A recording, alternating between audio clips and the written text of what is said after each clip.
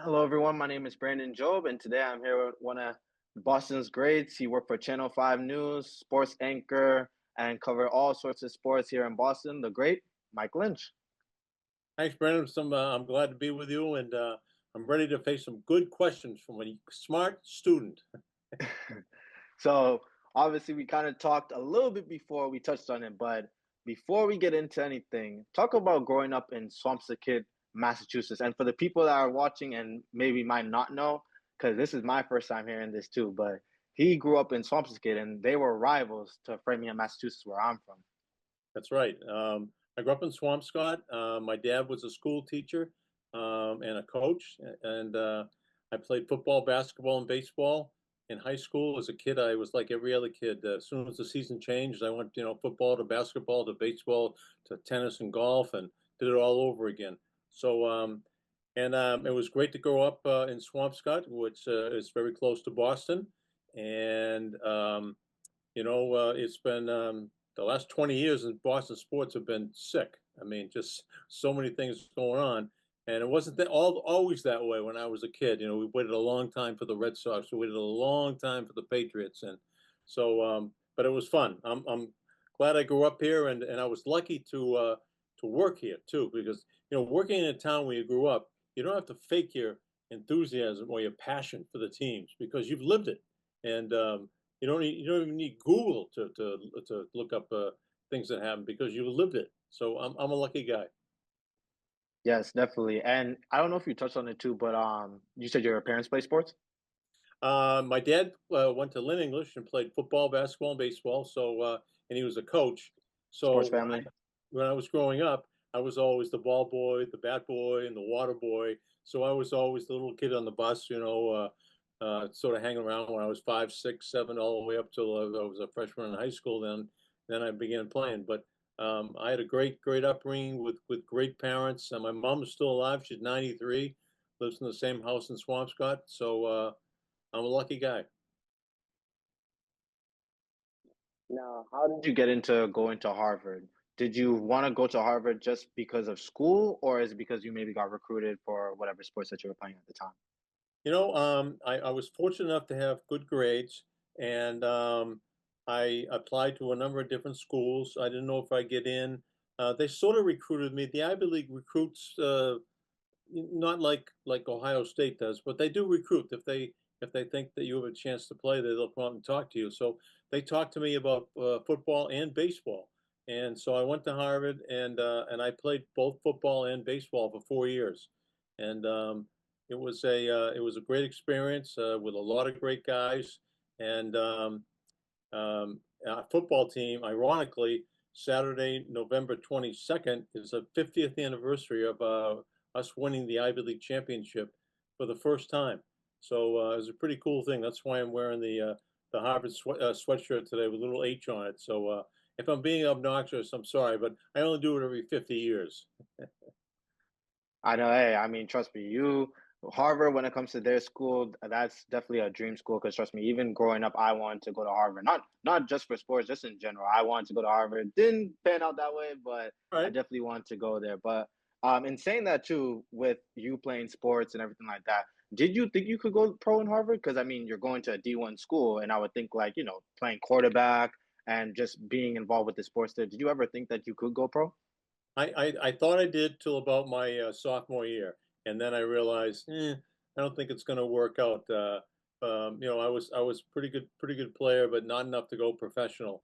Two of my teammates did go professional. One went to Chicago Bears, the other went to the New York Jets, and so I decided, well, I still want to be involved in sports, even though I can't play play sport professionally. Maybe I can broadcast a sport professionally or all sports professionally, and that's what I wound up doing. I was kind of lucky. I did a lot of work for little or no pay, but as you know, in this business, that's pretty much par for the course when you start out. And I'm glad you said that talking about the broadcasting. So, what were some avenues that you started to tap into, knowing that, okay, the sports is definitely not going to be my career. So, I got to start getting into this new, like type of avenue in the broadcasting industry.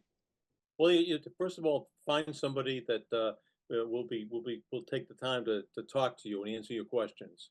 We'll do a Zoom with you, and just sort of just tap into them and ask them, what's the best thing I should be doing here?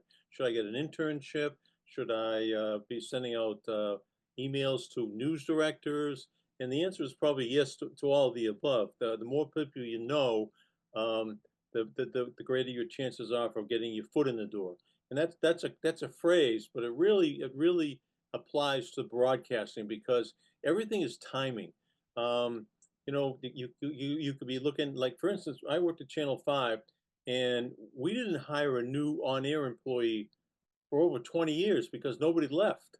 And we had three guys, and there were three of us working. And until one of us retired or decided to go to another city, and that just didn't happen because people liked working at Channel 5. It was a great place to work. So you have to be able to uh, go try as many avenues as you can. And I was lucky. My first job in television was at Channel 5. I worked in radio in Boston for probably 3 or 4 years before I worked in television. And it was just somebody got sick, somebody got hepatitis, they need somebody to fill in, but not full time. And that was me. And I filled in. And then, the next year, one of the guys went to law school. Another guy moved over to news. And then I moved up the ladder. But, I could have been sitting on the sidelines for 10 years, but I was lucky. I got some lucky breaks. But if I wasn't prepared to give a good performance or a good audition, then I never would have gotten hired. So I always was prepared. It's like the backup quarterback. You just always be prepared because you never know when the quarterback's going to get down with an injury and it's your turn to step in, and you better be ready. That's why you practice every week as if you're going to be playing and starting. And that's what I did, in television. I was always ready to. When my moment came, I wanted to be ready and to shine. And I like how you talk about that preparation because I try to hound on that, especially in making my scripts for the interviews that I conduct as well too. But let's kind of drift back just a little bit because you mentioned getting to Channel 5, but at the same time, did you maybe have like somebody close to you or maybe friends, family that were also in broadcasting, or at least someone to like gain some knowledge from, or was it just, hey, this is what I want to do. Now let's start tapping into this space. Yeah, I had a guy. He went to Holy Cross, and he was I worked in radio with him, and he was very good. His name was Brian Leary, and he had a good voice. He worked in the college radio station at Holy Cross, and when he came to work in radio in Boston, he was very good. And I filled in a couple of times for him, but I would always he would let me come in the station when he was working just to watch him, see what his style was, see how he got his scripts ready, how he wrote his stories. And it's a little bit different than writing for a newspaper. You write for radio, you got to condense all the words. You might have 30 seconds to get 3 stories in.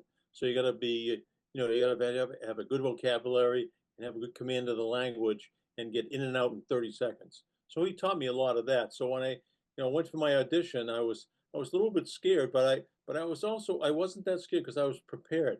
And you use that word about preparing for yourself before you do an interview with someone. And you can never prepare enough. You can never prepare enough. Always think that the person you're going to be interviewing or somebody you're competing against is working as hard or harder than you. That's why you've always got to be on your toes to be ready to give your best every single time that red light goes on.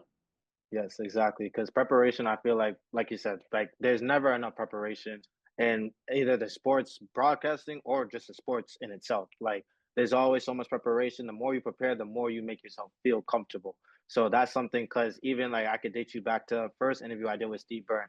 I prepared for weeks. And once we got there ready to sit, I was still nervous and I still felt like I messed up. But at the end of the day, hey, it's all a learning progress. And again, just like you said, like the preparation is key, and that's what matters the most. So You know, I definitely like. there's Yeah, a I definitely agree with what you're saying. What were you gonna say? Sorry.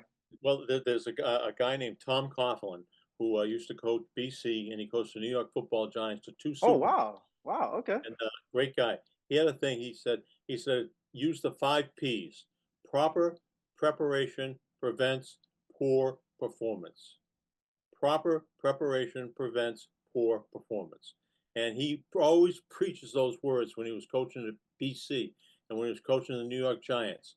And I would do it. I used to do a coach's show with him when he was at Boston College. And he would say it all the time. He said, Michael, the 5 P's, proper preparation prevents poor performance. And he's right. The one time he said proper preparation prevents blank performance. And we used another word with P, which I don't want to use on this show, but that stuck with me. And that was a long time ago when he was coaching. That was over 20 years ago. But you know what? It stuck right in my head. Exactly, especially using that in your preparation. And that actually touches to my next point because you got that advice from him, like just to go into how you would do your work and conduct, your work and preparation. But was there anybody maybe just in the broadcasting realm besides the person that you knew? Like, for example, like for me, as I started to get into this space, the people I was watching was like your Stephen A's, Ryan Clark's, your Shannon Sharps. Were there some people at that time that you were watching maybe on your on your local news, I would think at that time, that you kind of said like, I like this person. I want to maybe take some things for him to incorporate into how I conduct interviews or how I broadcast the news. Yeah, there was one guy that I worked with named Don Gillis. So he invented sports in Boston. He started a sportscast on the newscast way back in 1960. And in my first couple of years, he was just getting ready to retire, but he still was at the station, and I could talk to him for hours, and I would learn so much. On TV, there was a guy named Jim McKay. He worked for ABC Sports.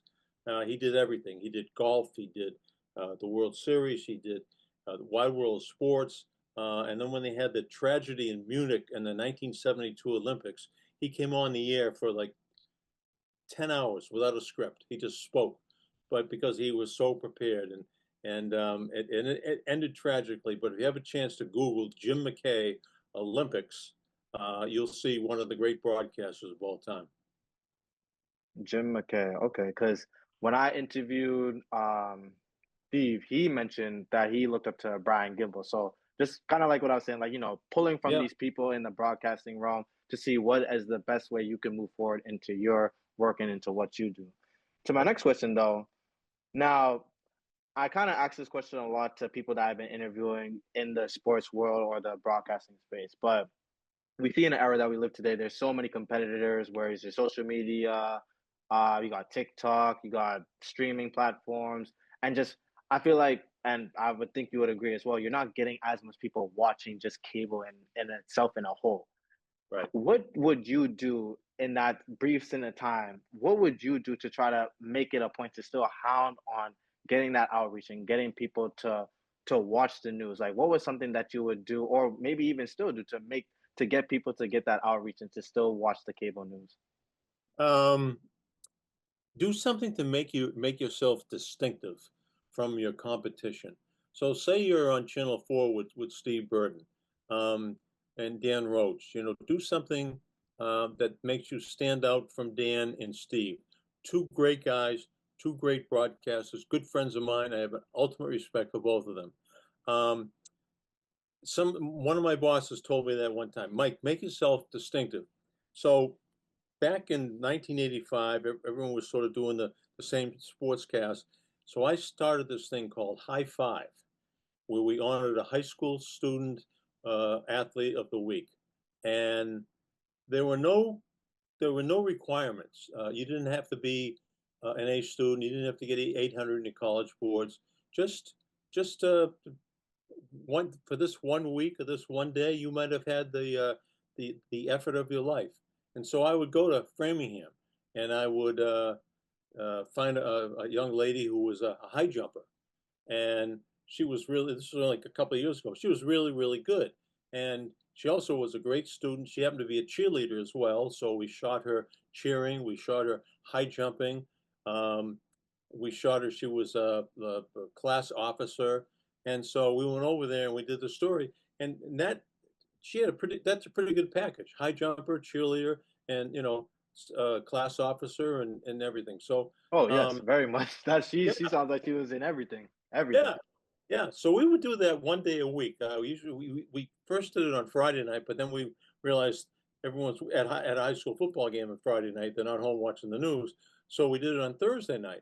And all of a sudden the phone would start jumping off the hook. Hey, we got a great athlete up here named Brandon Job up here in Beverly. We got a great athlete down here in Situate. Hey, we got a guy that runs the 100-yard dash here at at Boston English. And so that came in contact. We did it for over 35 years on every Thursday night during the school year. And I have a lot of the ones that many of them are their parents now. They're in their 50s, and but they if I see them, they'll say, "Hey, Mike, you did a high five of me when I was at Framingham High School. You did a high five of me when I was at Beverly High School. I really remember it. Thank you so much." And it really changed my life. And I said, "Thanks." I said, I thought that the spotlight should be shining on you this week, and that was a very gratifying job for me. But to your original question, it distinguished me from my peers and my competition. So, I wasn't standing around yelling and screaming and trying to be somebody I wasn't. I had a passion for high school sports, and that's who I was. And it came through the screen, and I was lucky it did. I'm lucky Channel 5 gave me the opportunity to do that. And in spotlighting those sports as well for Channel 5, why do you feel like, because I also asked this to Josh Brigadier, your colleague, why do you feel Yep. like it's important for kids or for just kids growing up to play sports, especially maybe even local sports? Why do you feel like that's such an important thing in today's modern era, especially with all technology now going on and kids like having technology everywhere? Like, why is it still important for kids to play sports? I think it's important because they learn so many life lessons that carry them far beyond high school graduation. There's nothing like I can remember my playing high school sports, and what I remember more than anything else is the bus rides. We'd be on the bus joking and laughing. We'd be like joking on somebody, pranking somebody. I remember the wins and the losses, but I remember the friendship. You get on the bus and you sit down, and I'm sitting down next to a guy that, I know him a little bit, but I don't know him that much. But I sat down with him in that 45-minute bus ride, from Swampscott to, I don't know, let's say Gloucester. I got to know that guy. I prejudged him as kind of a quiet, reclusive guy, not very friendly. And it turns out he's just kind of shy, and he likes the same thing, likes the same music I like. He likes the same books I like. So that was the best part about playing sports is the camaraderie. Um, how to bounce back from a disappointment. Um, every day isn't going to be great. So someday you have a bad practice or a bad game. Well, what are you going to do the next time? Are you going to just pack it in and quit, or are you going to uh, be better? And so that prepares you for when, let's say, you don't get that job that you interviewed for, and you really thought you're gonna want. Well, instead of saying quitting, say, oh, the heck with that, I'm done. I'm gonna say I'm going after that next one, and I'm gonna be better prepared than I was, and I'm not disappointed because I ran track, I did something here, and I was on this team, and that team taught me never give up, and those are the lessons that you learn. I mean, my age, I mean, I'm 72 years old. And I learned something every single day. Every single day. I never stopped learning. And that's one of the, and I think it's from just being around sports. I was, lucky to be around sports and being exposed to sports. And I feel like those life lessons, like you said, are important because it also helps you grow as a person and just grow, just maturing in life, whether it's sports, like you said, or just the business of sports. But in touch of that too, I want to say as well, like, how now do you see that? Why do you feel like it's important that Channel 5 is now starting to bring the high five back? Because I remember Josh talking to me and saying they're trying to incorporate it back and bring what you started back. Like, how do you feel to see that coming back now again? I love it coming back, especially the high five, because I invented it in 1985. And I remember the first high five was a guy named Joe Petro from Walpole. He was a running back. And those were back in the days we had black and white film, and we didn't interact get to interview him the way we can now. And it's sort of when I retired, it sort of disappeared for a while, but now it's coming back because everybody has Bruins, Celtics, Red Sox, Patriots highlights. Everybody has them. You get them on ESPN. You can get them on you get most everything off your phone right here. But What about that kid from Framingham High School? What about that kid from Beverly High School? You know, who happens to he plays the trumpet in the band, and he's on the track team, and he volunteers at a local food pantry in his town. These are the people. Somebody needs to know about these kids, and Josh Brogadier and the people at Channel 5 are the ones that shine the spotlight on that student athlete, that guy or that girl who has all those qualities. And you're sitting back in your living room, and you're going through the channels, and you're saying, hey, I want to watch this story right here. Hey, that's really cool.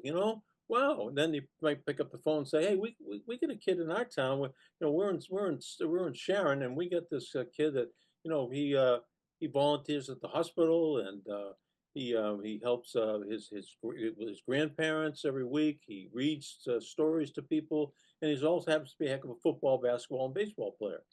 So I think people want to see those stories. Again, going back to what my boss told me once, that distinguished me from my competition.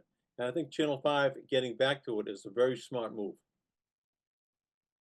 And I like how you mentioned the competition because you yourself play so many sports, so I know that competitiveness, just trying to be different from others. And like you said, like trust me, we can cover sports. We can cover the Celtics. We can cover the Bruins. We can cover all of them for days. Yeah. Especially here in Boston, we can cover them for days. But just try and do something different. Like you said, spread the light on some local schools, public schools, technical schools, whatever it may be. So I definitely like that. But to shift on a more serious note, especially all the hard work that you did all these years, the years of you, whether it was creating the high five or just covering sports. Now we get to a serious topic when ended up a couple of years ago, you being diagnosed with a stroke. What was the biggest thing I want to say? What was the biggest thing you had to take away from that? Because you've been so work driven your whole life, whether it came to sports, work on broadcasting, everything. How did it feel, especially now looking back at it, as that one being one of your most biggest adversities in your life? How did it feel with dealing with that and overcoming that? Yeah, I'm still working on it. As you can see right here, everything. See my hand, my right arm is and my right leg are affected. So I walk with a roller and a walker. But I was in the hospital for 100 days. I still go to physical therapy. When I got discharged from the hospital, I was in a wheelchair. I had to get lifted into to a bathtub or a shower. I had to get lifted into a car. Now I'm walking. I'm driving with they outfitted my car with a left-footed gas pedal because my right foot, I can't feel anything in it. I could just I'd be going 120 miles an hour if I stepped on the accelerator. But something something takes over your mind. And, I don't think once, it's been 3.5 years now, I don't think once I've said, why me? You know, this stinks. Why is it happening? I never once said that. I said, how can we get better? How can we get stronger? And with the physical therapist, I never say no. When they suggest something to me, I said, sure, we'll give it a try. And I remember the first time I was just learning to walk, one of the therapists opened a fire door, and she pointed to a stairway, and there was like 11 or 13 steps, and it's all concrete and steel. She goes, all right, I want you to not use anything, hold on to the rail, but leave everything right here, stand up, and walk up the stairs. I said, yeah, I can't do that. She said, yes, you can. I said, you out of your mind? I'm not walking up those stairs. Well, I got out of the wheelchair, and I walked up. Okay, 1, 2, 3, 13 steps. I got up the top, and I turned around and looked, and she was down the bottom. I said, how am I going to get down? She goes, I'm going to walk back down. And I said, really? So something just boom, took over me like it does a lot of people. And I walked back down the stairs. And I said, wow, I didn't think I could do that. She said, I wouldn't have asked you to do it if I didn't think you could do it. And she knew I could do it, but I didn't know I could do it. But I had to experience it for myself. And so I got better every single day. They'd come in, we'd go for a walk, and pretty soon I was walking.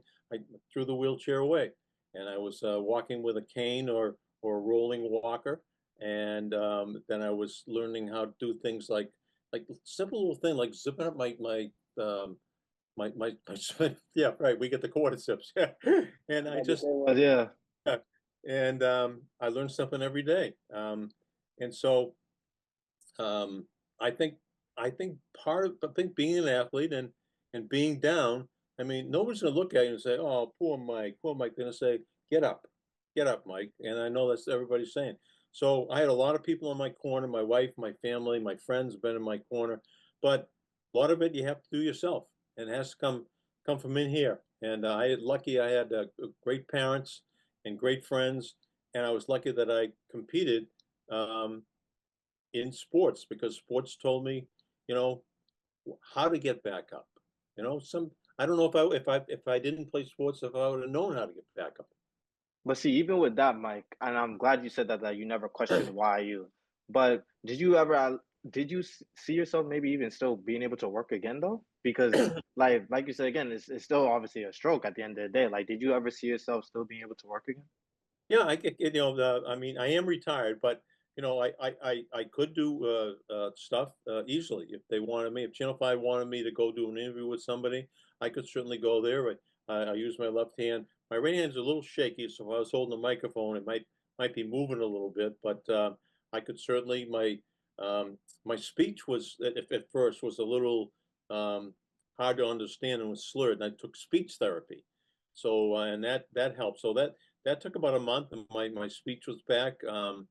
My memory, one of the worst things that happened with the stroke was um, I wake up and then I couldn't remember any password. I couldn't remember. I couldn't remember my Apple ID. I couldn't remember my bank. I couldn't remember my computer, and I couldn't remember any of them. I'm going, oh my god! Now, a lot of them you can reset, but like Apple isn't gonna help you reset your Oh password. no, no. If you forget it, you forget it. If you Yeah. forget it, that's it. And So, but I mean, yeah, definitely, especially what you said too. But just having that mindset, like to know that, hey, like this, there's no questioning. We're just gonna fight through it, and we're gonna get through it. But the reason why I also asked, even though you retired and you decided not to work again, but just that feeling that this is all you knew your whole life, whether it was competing on the field or on camera. Like, how did that feel though? To know that, like, okay, it wasn't because I said I was done, but it's because what happened, everything, and I told myself, hey, or what you told yourself, you know what? Spend some time on my health. We're still gonna get back better. We're gonna walk again, like you said. But I'm done and I'm at peace with all the work that I've done. yeah, I am. And it's not over. I have great admiration for the physical therapists and the occupational therapists. I mean, we do simple things like trying to uh, pick up a pen and write with my affected hand, and it's a little crazy. But at first, I could never pick a pen up. I had to have someone do it for me. And the great thing about about therapists is that like the woman that pointed up the staircase. He said, "No, I'm not going to pick it up for you. You can do it." We had this basket of plastic fruit, and there was apple, pear, orange, grapes. I had to pick it up and put it and over in the side like this, over in the side. Okay. And now I said, "Ooh." I said, "That was tiring." He goes, "Yeah, well, you got to put them all back in the box." I go, "One at a time." He goes, "Yep." I go, "Oh crap." So I pick it up and go one at a time. The last thing was like a fake apple. It was plastic, and it fell on the floor. And I looked at the therapist, and he looked at me and he goes, "What are you looking at me for?" I said, "Well, it's on the floor." He goes, "Get out and get it." So I said, "Are you serious?" He said, "Yeah." He said, "I'm not going to be on bend over yet. You're the one that dropped it." So I'm saying, "All right, I'll show him." So I get down on one knee, and I grabbed it with my hand and I picked it up and I put it in the box and I said, "There. What do you think of that?" He says, "Well, time you did something by yourself." So it's great. His name was Nick, and he was great. But he knew I could bend down and pick that up, but he And I wasn't like like, how he tapped into that competitiveness too, like because again, yes, it's the mind, and just knowing that you can still do it. You just got to tell yourself that you can do it. yeah. He said, you don't get all 30 pieces of fruit back into the basket. You get an incomplete grade, and you got one plastic piece of fruit to go. It's on the floor. You can decide. You want an incomplete grade, or you want to? Then I go, I'll show you. Bang! I get down, I get the thing, I pick it up, and I put it in the basket like that, and there we go. So yeah, but that was the competitive nature. It's there, and it probably started when I was 5 years old. But yeah, definitely, especially to see like where you are now from 3 years ago, I definitely love to see that, and for sure, and just still you prospering and just getting more healthier day by day. I feel all Boston people who've seen you, they love to see that for sure. Yeah. But now, as we shift to local sports, because you know we got to talk about sports, especially what's Yes, we going on. do. Yes, we do. First, before we get into current, what was your favorite moment in covering Boston sports? Whew. I would have to say, um, I think when the Patriots won their first Super Bowl, it was down in New Orleans. It was February of 2002. Um, I was pretty sure I was going to see in my lifetime, I was going to see the Red Sox win a World Series. And they hadn't won one since 1918. But the Patriots, I didn't think I was ever going to see it. And I went to the very first Patriots game. It was at BU's Nickerson Field. And they played the Denver Broncos, September of 1960. I was 7 years old. My dad took me. And I said, I wasn't quite sure what I was looking at because we used to have the NFL was the New York Giants were our local team. So the Patriots came and I liked them right away. But then they had some really bad times. So when they won the first Super Bowl, which I was lucky to be at in New Orleans, I thought that was great. And then I followed it in 2004 with the Red Sox winning the World Series, and that was an enormous accomplishment. And what struck me about that is that so many people after the Red Sox won in 2004, they went to cemeteries to their dad or their uncle or their grandfather who lived their whole life hoping for a Red Sox World Series championship, and they put a memento on top of the gravestone and said, "Hey, Dad. Hey, Grampy. Hey, Uncle Ned. They finally did it. They finally did it. I'm sorry you weren't here to see it, but I know that you're up in heaven looking at it right now." And And not that even that, like you got to embody because if we're specifically just talking about the Patriots, you saw from start to the final product. So like just like because I would probably think that you're a Boston fan, but you're probably your number one team that you root for is the Patriots. yeah. Because I mean, you just like you said, like you went to your first Patriots game, you saw when we were terrible in like the 80s, 80s, a little bit 90s, but then we get Bledsoe, whatever. But and then like you said, and then to the first Super Bowl, like just for you yourself, like even how is just that like just saying like wow, like I really watched us like I watched the whole thing. Like you stayed for everything. You didn't say, "Oh, you know what? I'm gonna become a Giants fan or a Broncos fan." Broncos were winning in the '90s. Yep. Like you said, you know what? Like this, we really did it. Like we really did it. I mean, your generation, you're all spoiled because you've seen so Oh, many championships. trust me. Yes, we are very spoiled. Like I was talking to Tom Karen the other day Yeah. from Nesson, and he literally said he was like, "There's people in Boston that were like, for example, like the most recent Celtics parade." Yeah. And he was like, "Oh, like he saw a family saying like that's the spot that we stand anytime there's a parade." And it's like just the mindset of like he was saying like some like fans in like Cleveland, like just the mindset like we literally are saying like that's our favorite spot to stand for a parade. He stood there for probably 20 parades. But I mean, yeah, like trust me, us, me myself, I'm very spoiled. I definitely, but hey, I'm a Boston fan to the core, so I could care less. Like as long as Boston were winning, that's all that matters to me. So, Right, you got it. but current news now, because you played quarterback. So, how do you feel about our quarterback right now in Drake May? I love him. I really do. I mean, he's fearless. Sometimes he runs with the ball. I say, "Get down, get out of bounds, get down, get down," but he keeps running. He stays in bounds, and I go, "No, come on, just get there." And but he is really something. His advancement from last year to this year is remarkable.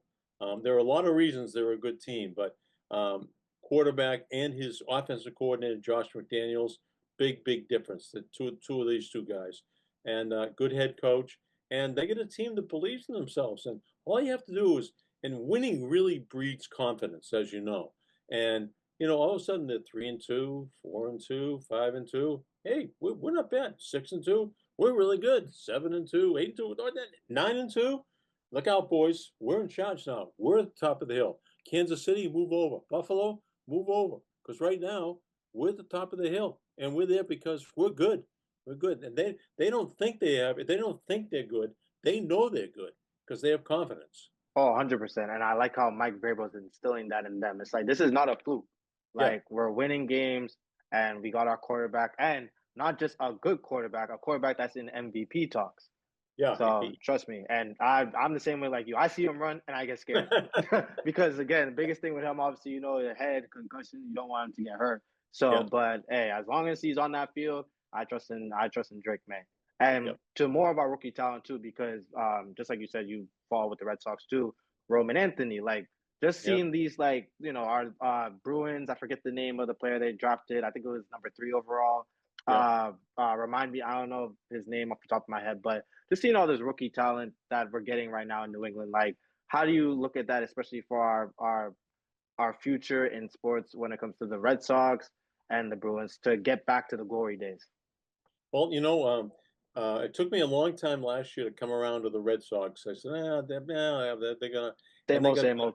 yeah, and they made the playoffs. They had that stupid format where they had to play all 3 games in New York against the Yankees, but that's a discussion for another time. But I said, so by the time Labor Day came, I loved this team. I never missed a game. Then the Patriots, went from 4-13. Now they're 9-2 as of this taping, and I won't miss the Patriots game. I love them. The Bruins won 7 in a row at one point. All right, they get rid of Brad Marchand, but you know what? It's time to turn things over. And the Celtics, I still don't understand why people are just writing them off. I know that what's his name, Tatum might not play this year, but they're still a good basketball team.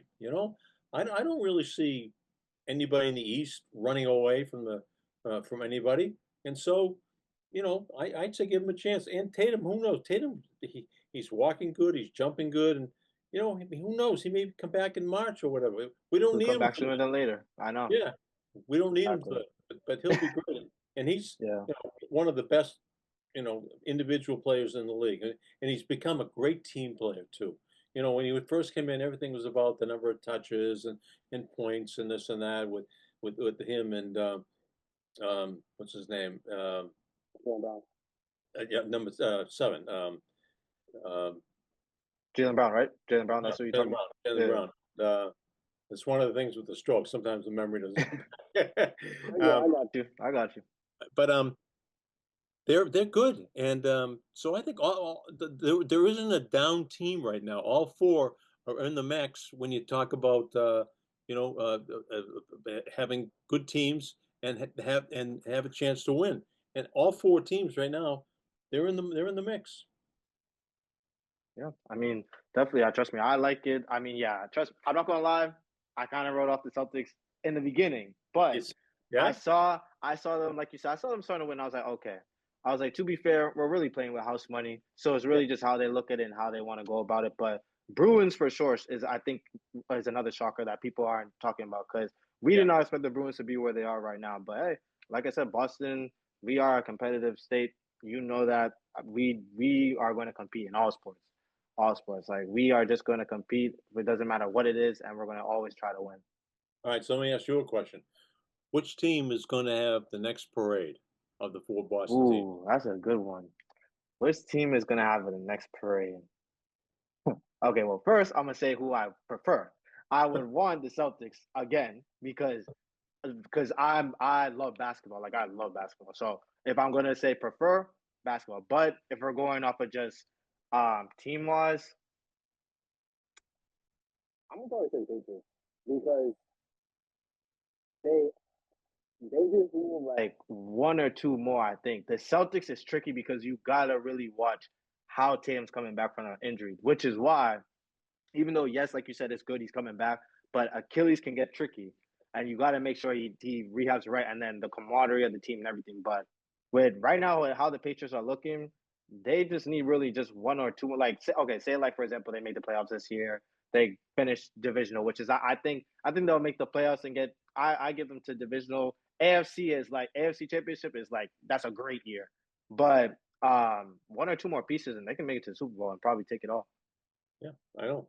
Watch out for the Rams though on the other side. They're Oh yeah, the Rams. Yeah, pretty I'm good a team. little worried about them. Rams, Seahawks. I'm not. I'm not too worried about them because I don't trust in Sam Darnold. That's just me personally. So, but the Rams, yes, Matthew Stafford. I feel like the best thing for his career is that he went to the Rams because Yeah, Detroit he was not getting no love at all, no yeah, love. I know. So, but just to finish it up, hey, what does Boston sports mean to you? Boston sports to me means passion, winning, um, love, because there's a love affair between the fans and the team, and there is a love affair between the team and the fans. Um, and you can see it when it's like at the parade. You could see how the Celtics interacted with the fans. They knew those people were there every single night, win or lose. And so there's a love affair between us. I'm still a fan. I'm still Mike Lynch, the fan from Swampscott. All right, and my heart beats for every Boston team. And and in a lot of the cities, you don't get that in Atlanta or Tampa or Charlotte. You'll get it in New York. You'll get it in Philly. You probably get it in Detroit and Chicago. But you know, even LA, like the people that go to like the Lakers game, they leave at the end of the third quarter. The people that go to the Dodgers games, they leave after the seventh inning. You know, no one leaves Fenway Park in a tied game in the seventh inning. Nobody leaves the Garden like if it's That's just 98. to show you the relationship that we have, like the Yeah, people and the sports. Other yeah. like, don't get me wrong, like you said, yeah, like LA, like they trust me. The Dodgers. We wish we were the Dodgers right now, probably because they've been winning. But I don't think those like because there's just so much that they don't really have that true relationship. Like you feel like as the fans, we feel like we're on the field with the players. Like Yep. that's just the passion. So I agree with you 100%. Like there's just a Yep. relationship, a love, a compassion, everything. Yep. You betcha, Bill. Betcha. And like, I just want to thank you again for just sharing your time with me today and just coming on to do this interview. And it really means a lot to me, and I really appreciate it.